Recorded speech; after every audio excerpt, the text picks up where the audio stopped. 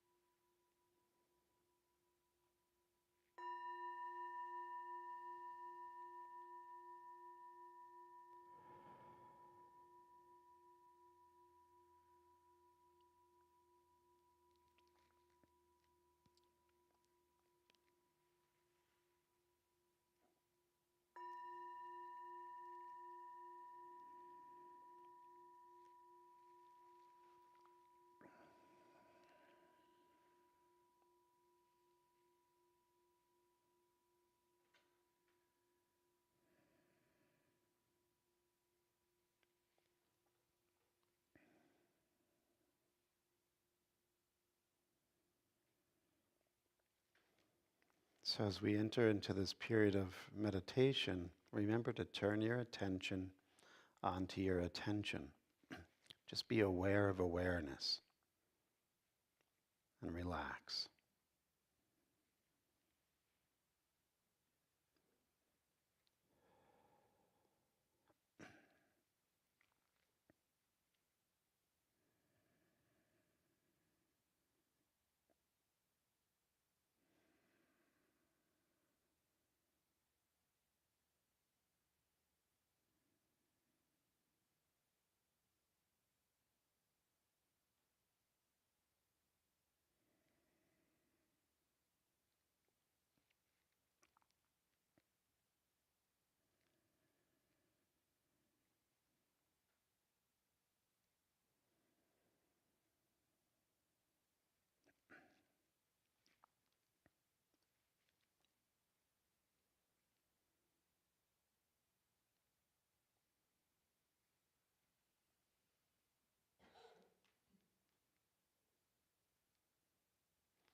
And if your attention should wander onto thoughts or emotions or memories, just bring it back to the immediacy of awareness, this witness who's always awake, who's always aware, and is always right here, right now.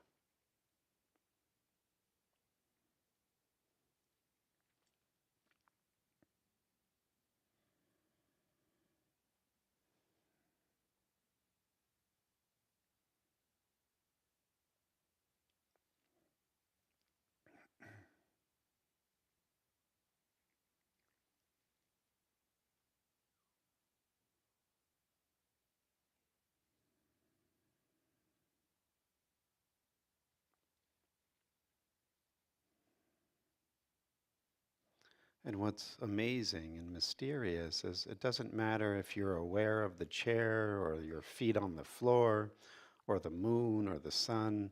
It doesn't matter how near or far your object of awareness, it is immediate, always immediate to awareness. There's no time delay. And also, awareness is awareness, so it doesn't matter which form it's arising within. It could be a spider, or a dog, or a cow, or the person sitting next to you. This is the ground of being. This is unity. When we begin to recognize the fundamental point of being aware, we all share it and we are all one.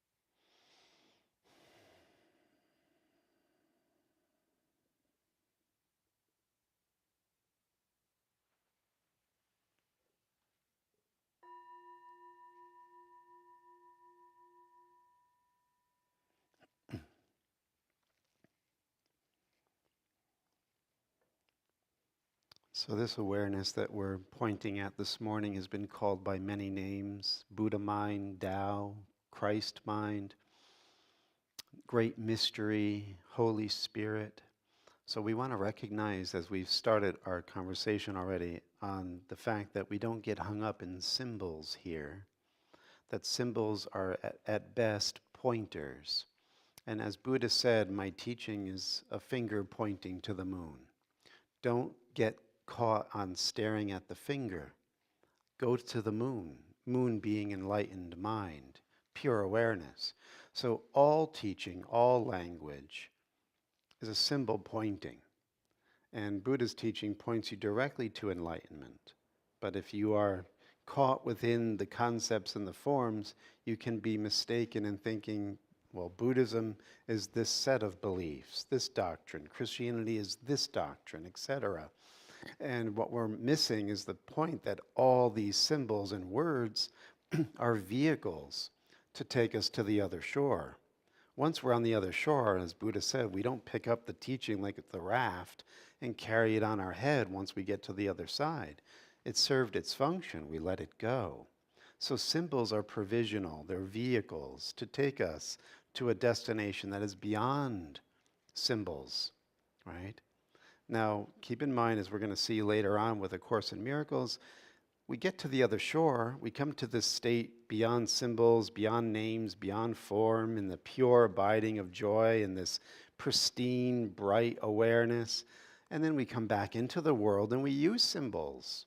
We use symbols effectively, right? That's the skillful means that's discussed in the Mahayana tradition of Buddhism.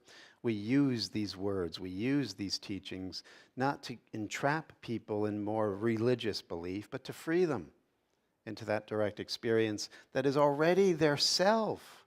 Like, this is the beauty that we want to keep also coming back to. You are this already. The one listening right now is it. That's it. You're it. That is the source of all mystery, all creation, all joy, all truth, all love, all peace, is this awareness that's listening right now. But because we have become so encrusted in these habitual ways of thinking and being, it's like dust has covered the mirror. And we are so fixated on me and my story and my life and what just happened and who this person is. These are all just dust particles on the mirror.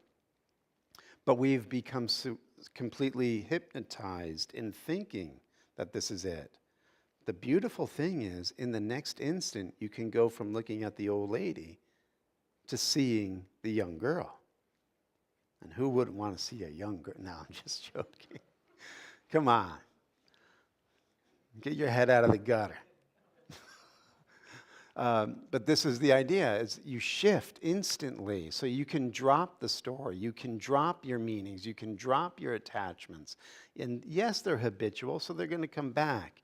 But you want to keep realizing that in the next instant is your release. In the next instant is the possibility of freedom from limitation. It's the only way it's done.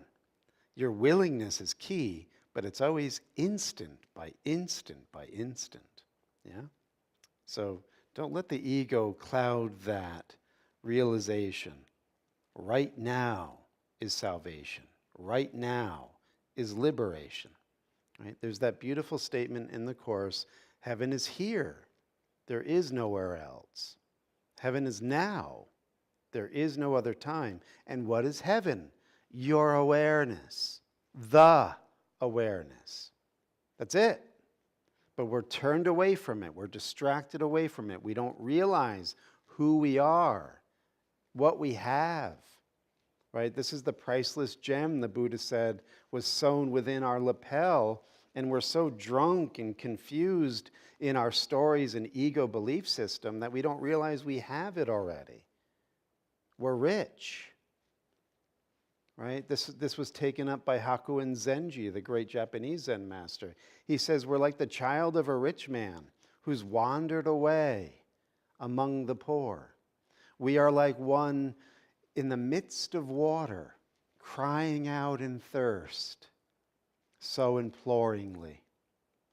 In other words, everything we think we're missing will be found if we simply turned our attention onto our awareness, shift it from the perception of the old woman to the young girl. Again, this is a clumsy illustration, but you get the point. It's right here. It's just a matter of turning your attention to a different channel. And you'll begin to rest in your own fulfillment. Right? Your fever will come down. Right? This is why we suffer, because we're trying to get what we are. How insane is that? Right? Ramana Maharshi tells the story of somebody who they're looking for their own head. Like, you have it. It's right here. Just,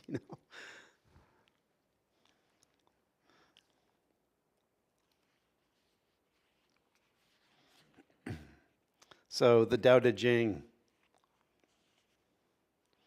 Now, again, part of the habitual way of thinking that we've inherited within our culture is that it does train us to go out and get, go out and do, go out and achieve.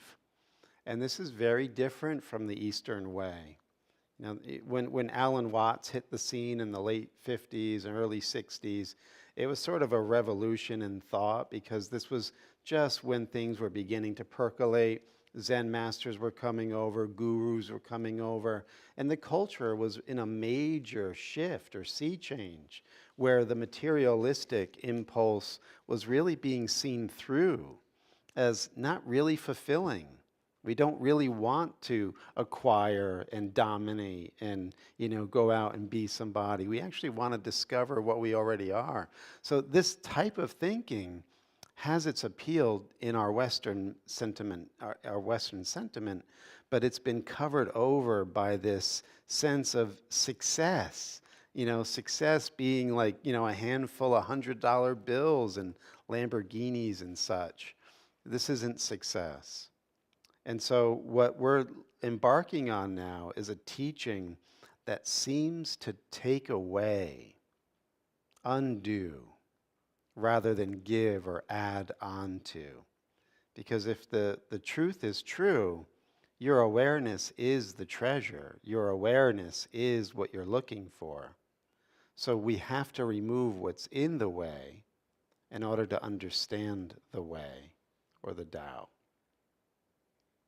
So Lao Tzu starts off the Tao Te Ching as this: the Tao that can be told is not the eternal Tao. The name that can be named is not the eternal name. The unnameable is the eternally real. Naming is the origin of all particular things. Free from desire, you realize the mystery. Caught in desire, you see only the manifestations. Yet mystery and manifestations arise from the same source.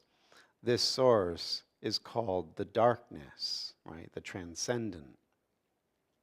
Darkness within darkness, the gateway to all understanding. And what he means by darkness is not lack of light, but lack of ability to conceptualize it or understand it rationally. It's beyond what we can understand. That's why he says you can't intellectually come to this teaching. You have to look inside your heart. And he says when you look inside your heart, free from desire, right, the fever goes down. Because a desiring mind is a mind that is trying to grasp, cling, and acquire. And when you realize you're looking for yourself, where you are is your destination, then you begin to quiet down. You settle, right? Cool. And he says once that begins to set in and you begin to rest in yourself, you realize that everything that's arising is the great mystery. He says the manifestation and the mystery, right? The void and what's arising in the present moment are actually one. That's the beauty, right? That's why we'll see in a little bit when Jesus says, think not you made the world, right? Illusions, yes. But what is true in heaven and earth is beyond your making. And so he's saying heaven and earth become one state when you realize the mystery of yourself. You realize that everything that's manifesting here is the great mystery displaying itself, but we're distorting it by the way we think, the symbols we're giving it, the meanings we've laid on it. All of our desires and thoughts are clouding us from seeing that heaven is here, heaven is now. Right? So Lao Tzu is saying, don't get caught up in names because they're not the eternally real.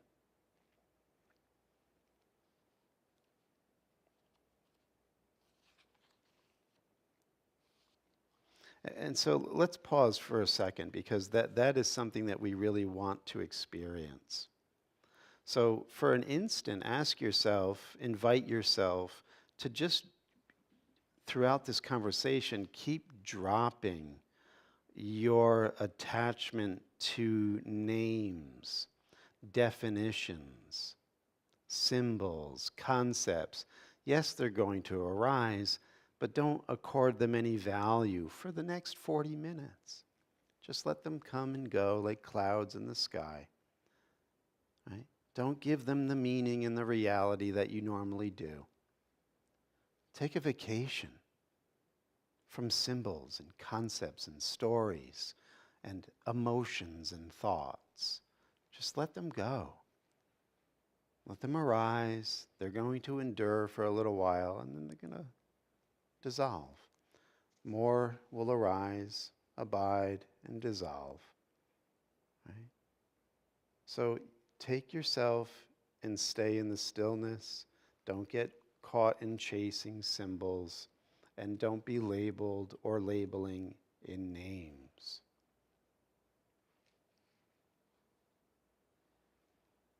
And Lao Tzu says, empty your mind of all thoughts. Let your heart be at peace.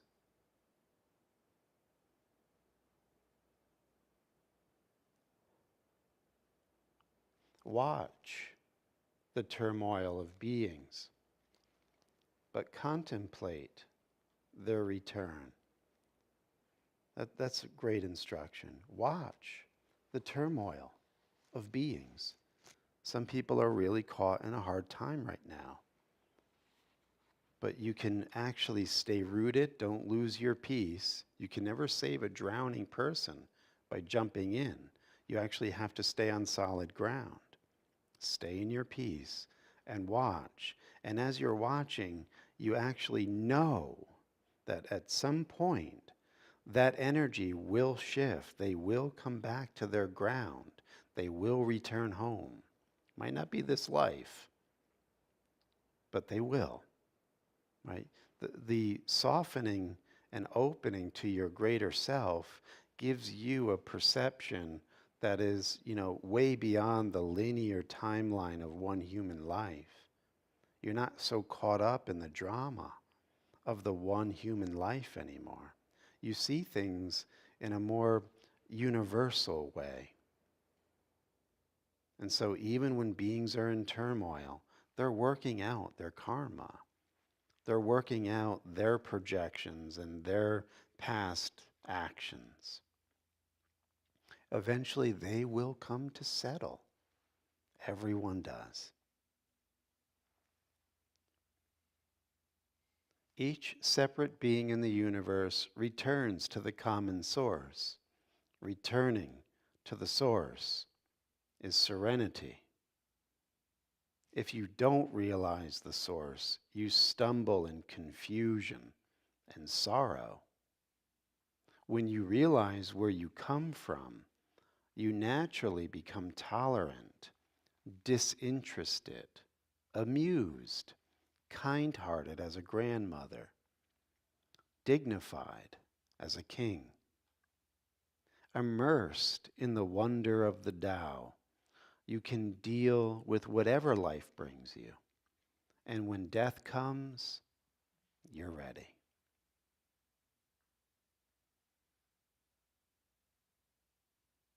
And it's as simple as stopping turning your attention onto your awareness, letting thoughts come and go, but not attaching to them. Letting the sun of your own awareness shine. Rest in who you are. And then you realize, as Ramakrishna said, death is just going into a different room. You just transition, but the awareness stays the same.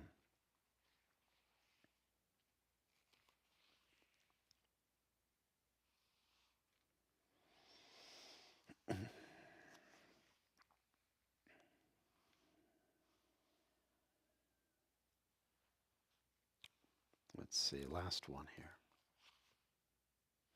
In the pursuit of knowledge, every day something is added.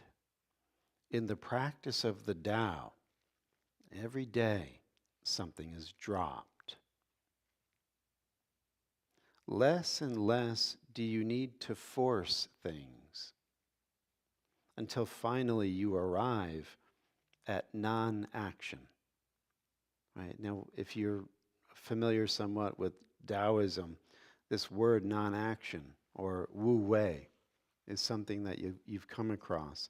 And it's often misunderstood because what we're getting at here is instead of adding more and more symbols as being learned means you have a vast vocabulary and you have categorized everything and you've systematized things and you can understand them in terms of all of the definitions. That's knowledge in this context, but it blocks you from wisdom. Right? You could be very smart and very dumb, right? Very cut off. Right? How else can you make an atom bomb? Right? You could be very cut off. So what you want to recognize is this relaxing and letting go of what you think you know, coming into what in Zen is called the I don't know mind.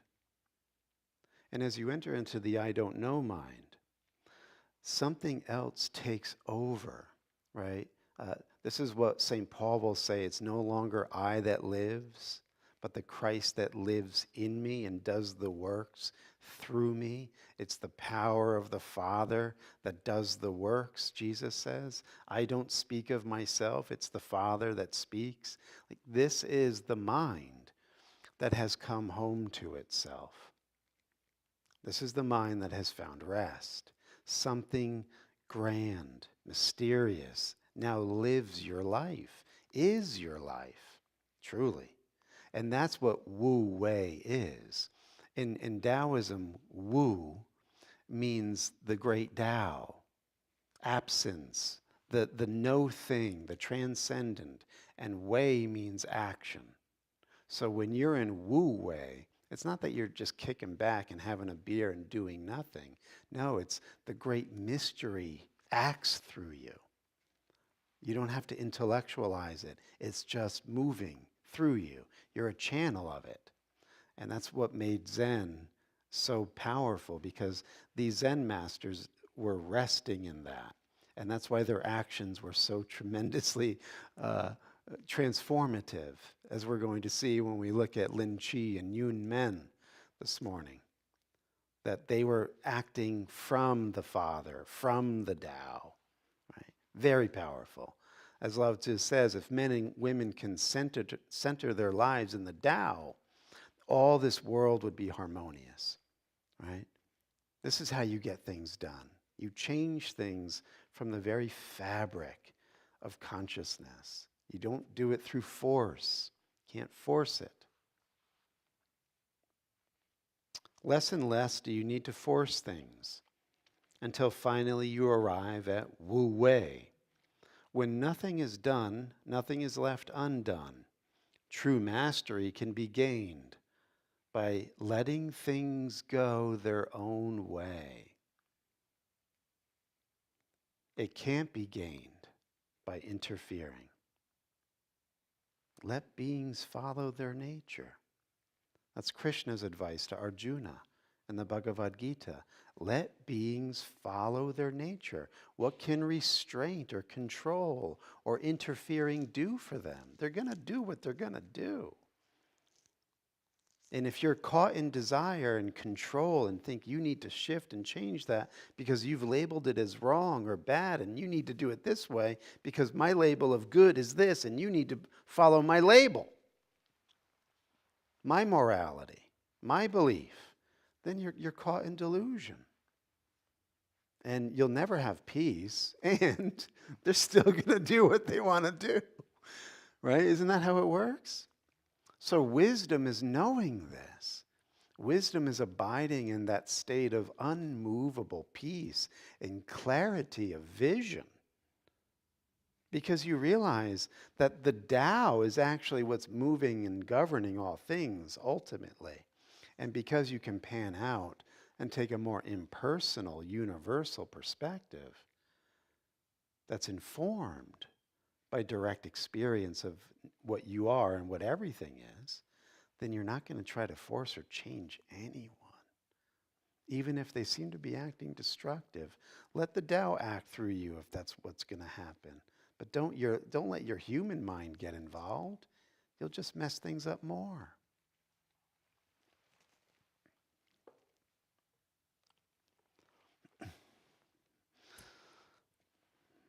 Now, Yun Men was a Chinese Chan or Zen master. And I've shared Yun Men's teachings with you guys before. And he is quite irreverent, as we'll see shortly. So his teachings are often for mature audiences. But what we were saying earlier about when you truly wake up to knowing awareness as the only reality, it's infinite. There's nothing it's not. So the chair is displaying awareness. Everything is displaying awareness. So when somebody asks the master, please, master, show me a way in. Show me a way into this mystery of Buddha mind. And the master said, slurping gruel, eating rice. So there you go. That's the way in. Slurping gruel. So when you're sitting in the, eating hall with the rest of the monks and you hear the monks slurping their gruel, that's the gateway to Zen, right there. That's the direct realization of enlightened mind, pure awareness, slurping gruel. Why? Because everything can shift from the old woman to the young girl. It's just in your consciousness. It's how you're perceiving it.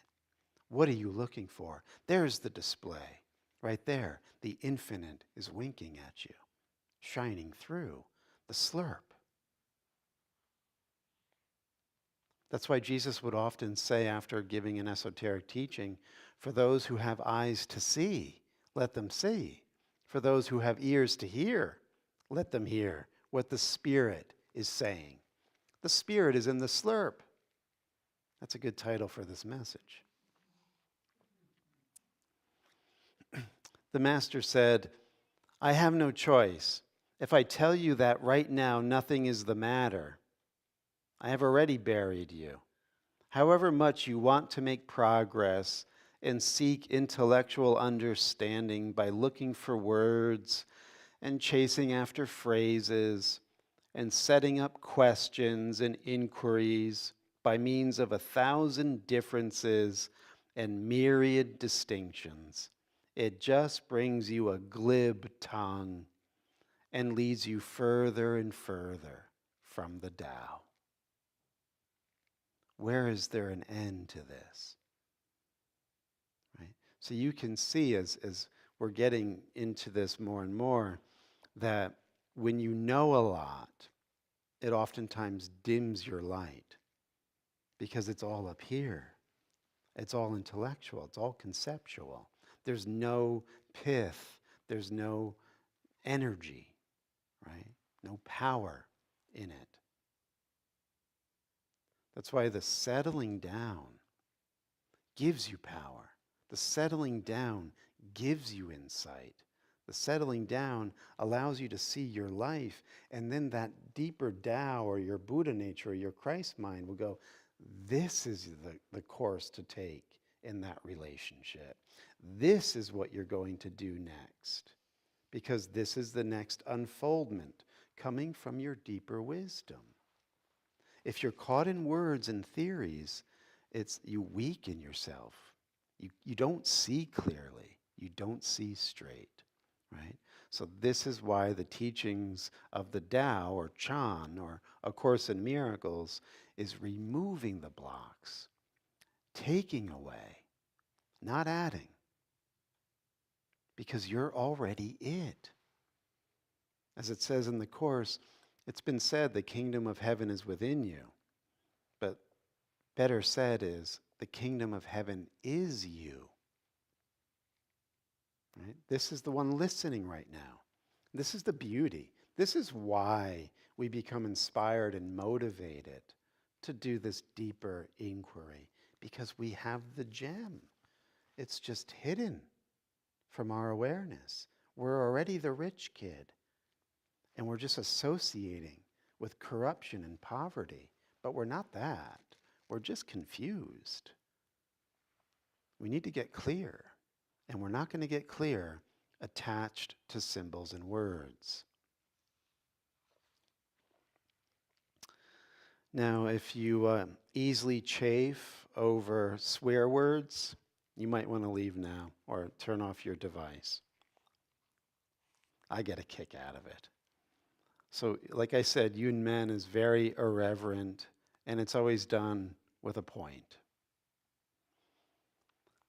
So he enters the Dharma hall for a formal instruction, right? Sitting at the dais and giving his talk. And he says this, today I'm getting caught up in words with you. Shit, ash, piss, fire. These dirty pigs and scabby dogs can't even distinguish good from bad and are making their living in a shit pit. Right, you come and remember dignitaries and ministers of the state, like he's like the it guy, he's the national teacher, and they're all gathered, and this is what he lays on them. Let me tell you, you must grasp the whole universe, the earth, the three vehicles, 12 divisions of teachings, and the verbal teachings of all Buddhas of the three realms, and all the masters in the whole empire at once, right on your eyelashes. This is where the teaching is. This is where the mystery is. Right on your eyelashes. Even if you were able to understand this here and now, you'd still be a fellow out of luck who's jumping into a shit pit for no reason at all. If anyone like that should ever come by my assembly of monks, I'd beat him up till his legs break. In other words, don't get caught in even the teachings that are special. These teachings are designed to awaken you to you. They're designed to reveal that your eyelashes are speaking the Dharma. The slurping is the Dharma. Everything is being displayed as the infinite truth. But our minds have labeled it in such a way that we're missing it. We've been caught in symbols. And it gets worse, my friends. Because one of the things that we realize is when we're caught in symbols, then we can be caught in different ways of showing up and responding to world events. This is, something that they've known for a long time in social engineering circles. You get people to believe in a certain set of beliefs, hold to a certain set of values, and you can move mass consciousness by, manipulating the situation socially and politically. And then people will respond because they're robotically attached to their system of belief. And so they're enslaved to symbols, completely controlled by symbols. So this is Zen Master Lin Chi. Whoever comes to me seeking something, I immediately come out to size him up, but he doesn't recognize me. So in other words, he immediately displays pure awareness. But because the person in front of him is thinking, he's the Zen master, or I'm here to get awakened, or I want to hear the Buddha Dharma, they're already gone. They're not resting in their pure awareness. As pure awareness, they're caught in the symbols of their story and what they're looking to get and what they're making people out to be. Right? I immediately come out to size him up, but he doesn't recognize me. Then I put on various different robes. The student forms an understanding on that basis and begins to be drawn into my words. This is very important for us as we mature psychologically. Not to be caught, because a lot of people are aware of how to manipulate by putting on certain robes. They say certain words, like sophists. They know how to sway opinion because they pull on heartstrings and say the buzzwords that we've been prone to think of as, that's true. Yes, you're speaking to what I believe. Now I'll follow you. Or I won't, I won't do what I thought I should have done because you're telling me that's okay. Hopeless, this blind, bald head without any eyes. He concentrates on the robe I'm wearing, noting whether it is blue, yellow, red, or white. If I strip off the robe and enter a clean, pure environment, the student takes one look and is filled with delight and longing. I throw that robe away too. The student becomes muddled in mind, racing around wildly in a distracted manner, exclaiming that now I have no robe at all. Then I turn to him and say, "Do you know the person who wears this robe?" Suddenly he turns his head and then follows me at last. Fellow believers, don't get so taken up with the robe. The robe can't move of itself. The person is the one who can put on the robe. And he's talking about your Buddha nature, your pure awareness.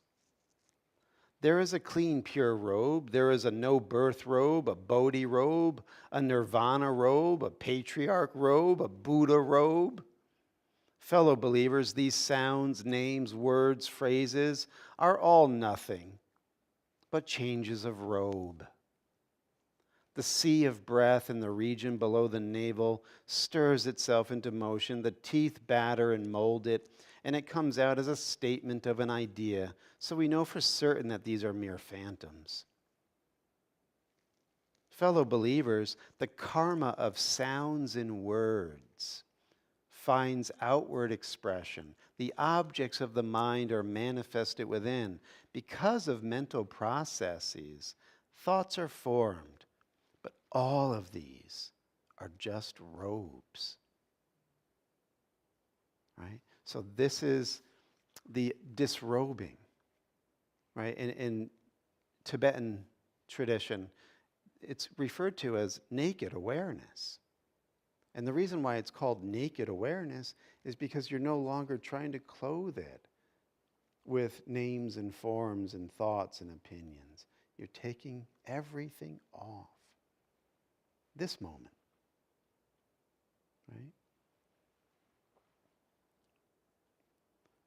If you take the robe that a person is wearing to be the person's true identity, then though endless kalpas may pass, you will become proficient in robes only and will remain forever circling around in the threefold world, transmigrating in the realm of birth and death. Better to do nothing. Right? Are you getting the point? Freedom from concepts. Yes, we will use concepts, but meditation is the practice of disrobing from all phenomena so that you can rest and know pure awareness is what you've been looking for. It's always right here. It's always right now. And it has nothing to do with your name, your story, good or bad, what you think is going to happen or what has happened. All of that is bullshit. It's all bullshit. But if you give it meaning, it is totally real and true. Meditation is getting out of the habitual practice of making shit valuable. It's right?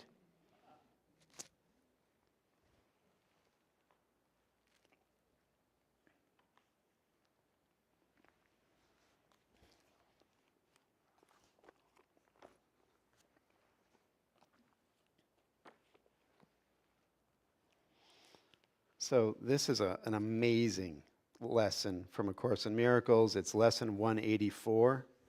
The name of God is my inheritance. We could only go just so far in the limited time we have. But he starts out, you live by symbols. You have made up names for everything you see. Each one becomes a separate entity, identified by its own name. By this you carve it out of unity.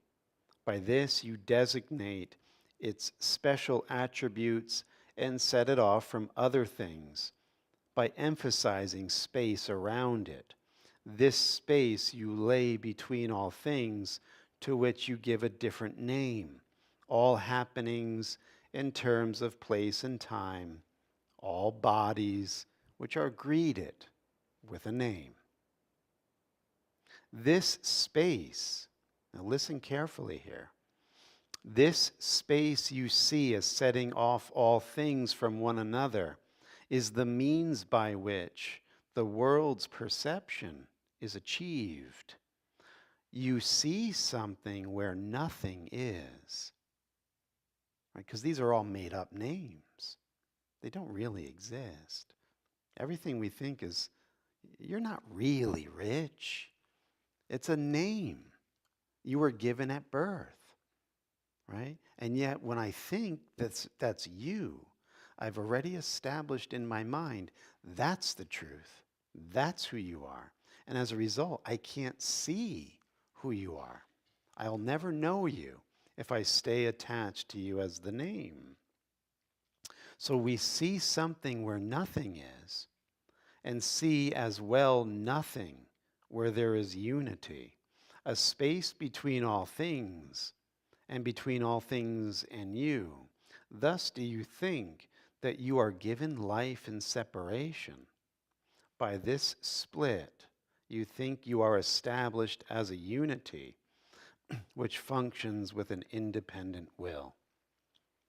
And what he's saying here is we see something where nothing is, and we see nothing where something is. And what that something is the space. So when we quiet down in meditation and we melt down all of our concepts, all of our beliefs, all of the ways that we fragment and split off and limit people and things, we come back to the ocean and it's space. The space is full, right? It's the great mystery. It's the void. It's the Father. It's the Tao. That's why in Buddhist teaching, they're always saying capital M mind is like empty space. You go from the old woman to the young girl. Go from things to space. Rest in space. Anchored in space. Space is immovable. Space is everywhere. It's inside, it's in between your organs and your cells, in between the electrons and the leptons. And it's in between galaxies. It's everywhere. And it's always this. And if we can melt down all of these crazy ideas of linearity and limitation, we can enter back into this state of peace, and see something where we thought there was nothing. See unity. This is how we enter the unity. This is the field that Rumi talks about. Beyond right and wrong, beyond name and form, where the thought of other is laughable.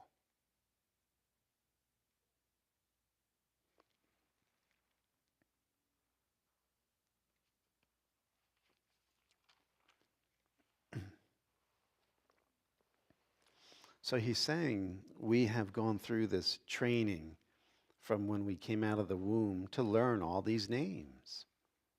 That's how we've been conditioned. So he's saying this is where we started, this is where we got to. Now we reach the second stage of life, where we begin to deconstruct, see through the silliness that we were conditioned to believe. And he says, this is the way that we come to a new kind of learning. He says, learning which stops with what the world would teach, stops short of meaning. In its proper place, it serves but as a starting point from which another kind of learning can begin. A new perception can be gained, and all the arbitrary names the world bestows can be withdrawn as they're raised to doubt.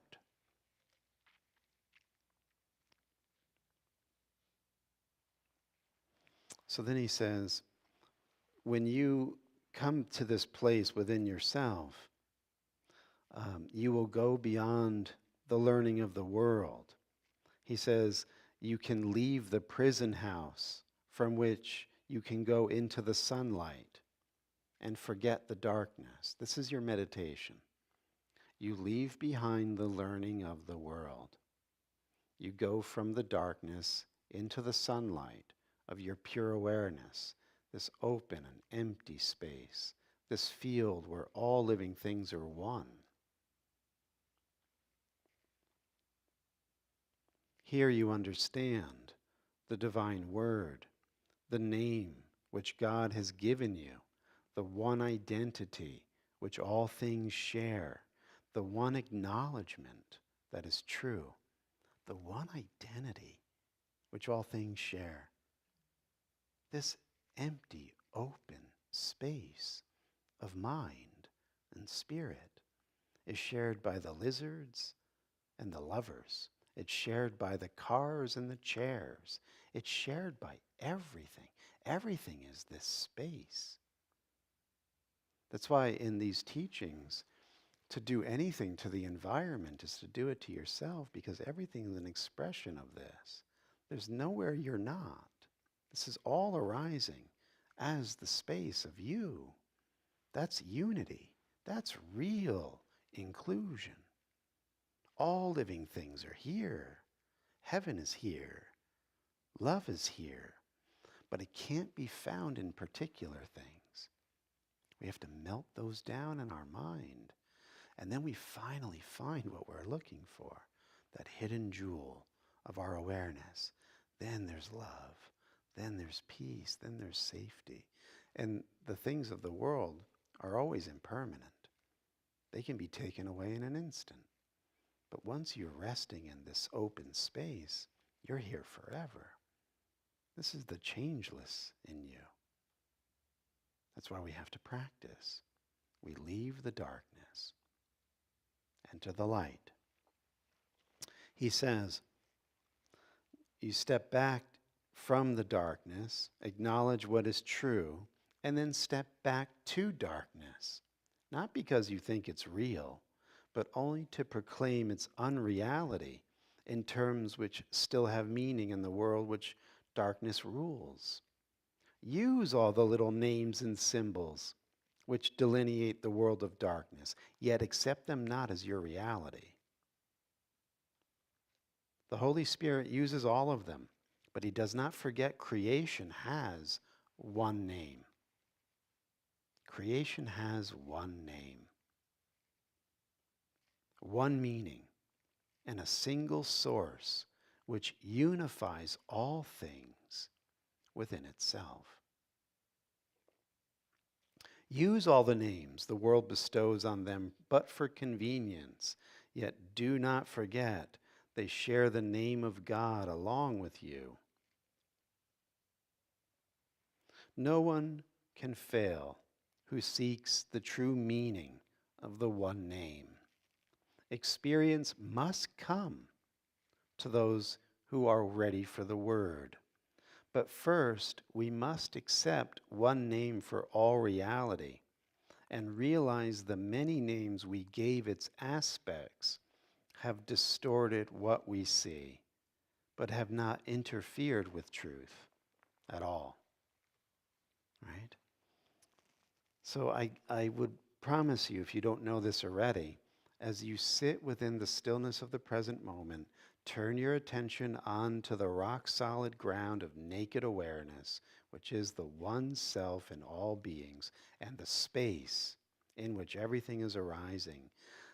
Every thought and belief becomes like a fragile cobweb when you attune to this ground. You won't be misled as you reset and abide in and as this pure awareness. You will know the eternal name, and you won't be misled by anything else. And the beautiful thing is, wherever you go, it is here. You never leave it. You never move. You never change. It's always here. It's always now. Right? It's always still. It's always safe. It's always abundant. It's always loving. And you're always welcome.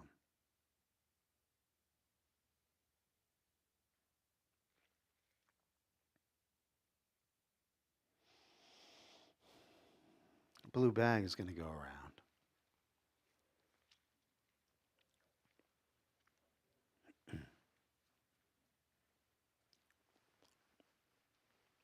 Thank you to those joining on Facebook and YouTube. If you'd like to contribute to the 8 a.m. service and support, click the link below.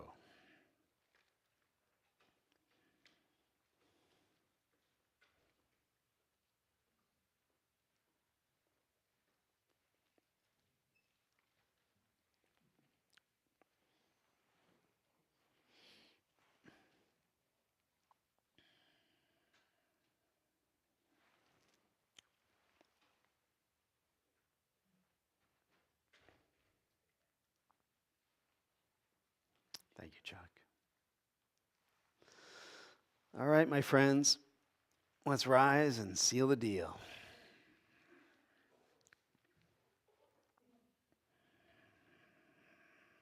Let's just make a commitment to ourselves that we will do our best not to be led astray by our thoughts, by symbols, by words, by meanings, whether good or bad, that we keep coming back to the breath, back to the present moment, and back to the peace that is always here as our natural inheritance.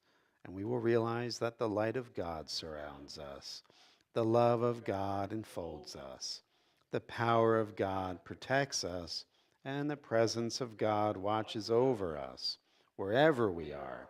God is. Thank you all. Enjoy your day. Much love. Thank you.